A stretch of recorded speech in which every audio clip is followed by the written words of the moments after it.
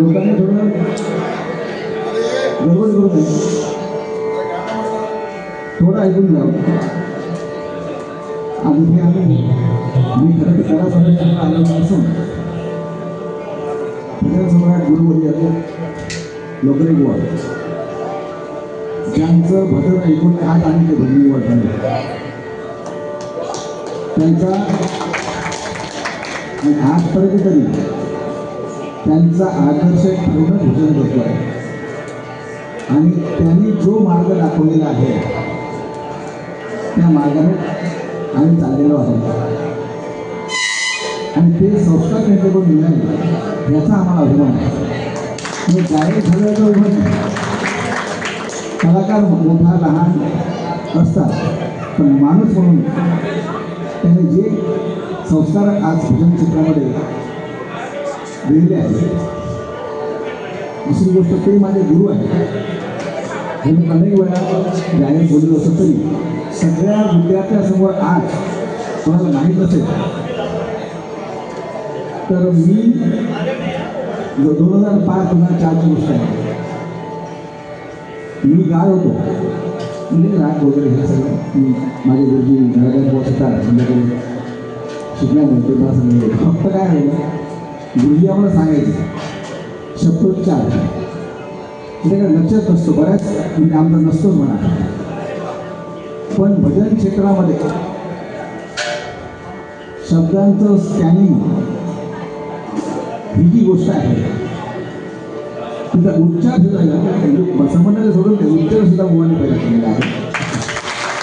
आणि त्यामुळे शब्दांचं स्कॅनिंग काय होतं ते आम्हाला कळलेलं आहे. आणि मला मुलांनी सांगितलेलं आहे मी खूप अशुद्ध करायचं अशुद्ध कळलं किंवा विठेवरी म्हणजे शब्द लक्षात आहे. आपण जेवढी अनेक गुरु करून काही शिकत असतो त्याचा विचार करत असतो त्याच्यातून आपली प्रगती होत असते. तर शब्द जे मी आज काही या मार्केटमध्ये आणि माझी कंपोज मी आज करतोय त्या कंपोजमध्ये मला एवढा त्याचा उपयोग झालेला आहे शब्दांचा. बरं रसवदीचा उपयोग झालेला आहे.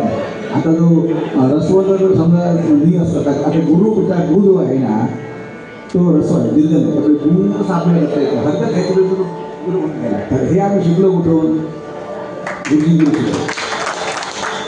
आणि त्या 2005 ते आजपर्यंत बुवांच्या कानावर गेलं असेल प्रत्येक ठिकाणी ज्यावेळी ह्या व्यक्तीने सांगतो की बुवांचं नाव होतं. तर आज योगायोगाने आमच्याही गुरुजींची गुरुपौर्णिमा आहे. साईला पण जायचं आहे तिथे. मी माझी काही प्रकृतीची कारण असतो मी ती लांब असल्यामुळे जाणार नाही आहे. तर मी दुसऱ्या गुरुंच्या इथे उपस्थित दाखवली आणि म्हणून मी सेवा सादर करतो. आणि अभंग मी नवीन म्हणजे एकदम आताच तो म्हणतो आहे. पण कुठे म्हटलेलं आहे म्हणजे अभंग तो ऐकलेला असेल पण 4 जी कंपोज केलेली आहे गुरुजींच्या आशीर्वादाने. खरं म्हणजे अभंग असं म्हणतात की 500 वेळा मुखातून आल्याशिवाय तो अभंगाचा आपल्याला कळत नाही. पण हा मला वाटतं 5 वेळा म्हणतो. म्हणजे घरी कंपोज केल्यानंतर आता सकाळी ते तयारी घेऊन बसतो आणि आता म्हणतो मी काय जास्त गाणार नाही पण तो मी आत्मच सादर करणार कारण त्याच्यासाठी बसवलेला आहे. म्हणून त्या अभंगामध्ये गुरुचं महत्त्व सांगितलं म्हणजे सर्वस्व गुरुला मानलेलं आहे. म्हणजे अभंग तुम्ही माहिती असेल नाथमार्गांचा गुरु माता गुरुपिता गुरु आमची कुलदेवता. याचा अर्थ जे काय माझं आहे आयुष्यामध्ये माता पिता कुलदेवता सर्वस्व माझं गुरु आहे. कारण त्यांनी दाखवलेल्या मार्गावर मी गमन करत असताना माझं अस्तित्व निर्माण झालेलं आहे. असं अभंगातून शिष्याला आपल्या गुरुविषयी कृतज्ञता व्यक्त करायची अशा पद्धतीचा तो अभंग आहे.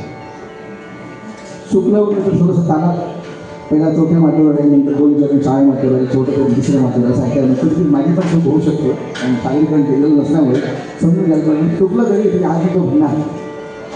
आणि दुसरी गोष्ट म्हणायचं कारण असं त्यातलं मला टिप्स मिळणार आहे की बाबा कंपोजमध्ये कुठे काय चुकलं आहे कुठे आणि काय करायचं आहे ते मला गुरुजींकडून मिळेल. असे माझे लोकरेबुवा गुरुजी आहेत आणि मी लोकरेबुवांची नारायण नमस्तुतीची जी कॅसेट आहे ती संपूर्ण गायलेलं आहे. भजनाची सुरुवात केलेली आहे. म्हणजे भजन आम्ही म्हणतो मी 22 वर्ष नारायणबुवांकडे शिकलेलो आहे. त्यांच्यामुळेच मी आहे आणि त्यांनी घडवल्याप्रमाणे गातो. तसं अनेक गुरु आपल्या आयुष्यामध्ये येतात. त्यांचाही तेवढाच आपण सन्मान केला तरच आपल्यामध्ये प्रगती होऊ शकते. आणि गुण एका माणसाने सगळे असू शकत नाही तसं. आणि आत्ता सध्या इतकं भाग्यवान आहे की ज्यांचं भजन ऐकून भजन करतो त्यांच्याबरोबर मी फिरायला पण असतो आणि एकत्र आम्ही असतो. आणि ते नाही म्हणजे मला मित्राप्रमाणे आपल्या अशा मी म्हणजे आमचे संबंध झालेले आहे. तर ते तो त्यांचा मोठेपणा आहे. तरी पण कधीही माझं अवकाश म्हणायला हरकत नाही. मला माहिती असते कधी आम्ही एकत्र असणार असतो त्या नियमाने चालत असतो आम्ही. तर मी तो अभंग सादर करतो. मग जरा ऐकून घ्यावं एवढी विनंती आहे.